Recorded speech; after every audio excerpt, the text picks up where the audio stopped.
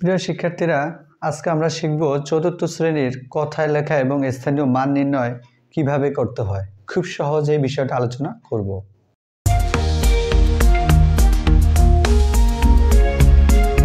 আমি আজকে শিখব কথায় লেখা ও স্থানীয় মান নির্ণয় করো।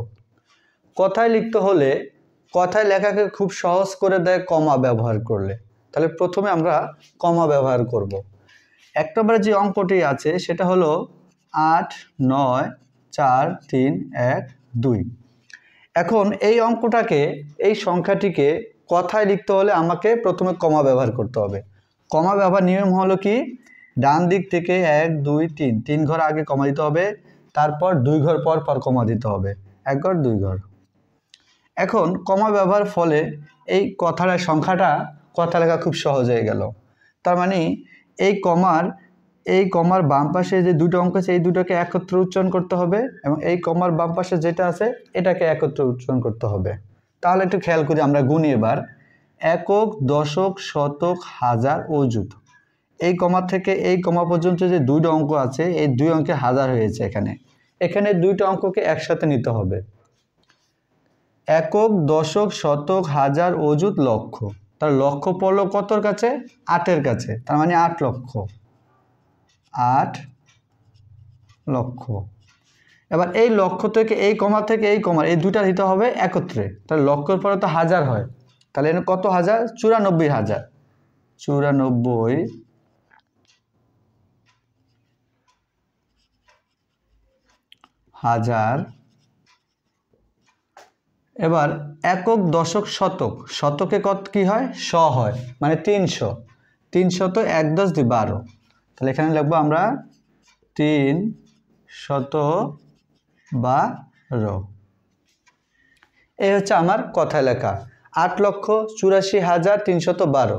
খুব সহজেই আমি কমার সাহায্যে, কমা ব্যবহার করে সংখ্যাটাকে আমি সহজ করে আমি কথা লিখলাম। এখন আমরা শিখব স্থানীয় মান নির্ণয় করো। এই অঙ্কটাকে আমরা এখন স্থানীয় মান নির্ণয় করা শিখব।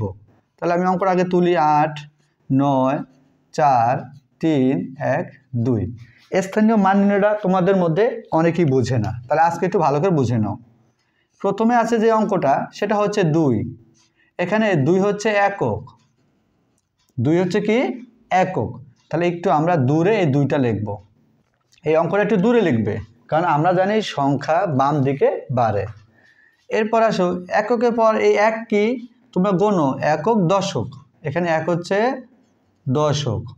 তাহলে 1 দশক হলে এই একটা কিভাবে লিখবো এটাই অনেকে জানে না। আচ্ছা, একটু খেয়াল করো, এই উপরে কয়টা অঙ্ক? একটা অঙ্ক। তাহলে একটা অঙ্ক থাকলে একটা শূন্য ব্যবহার করে এই একটা সামনে ব্যবহার করবে, মানে 1 10। এরপরে তোমরা দেখো, এরপরে যে অঙ্কটা আছে সেটা হচ্ছে একক, দশক, শতক। 3 হচ্ছে এখানে শতক।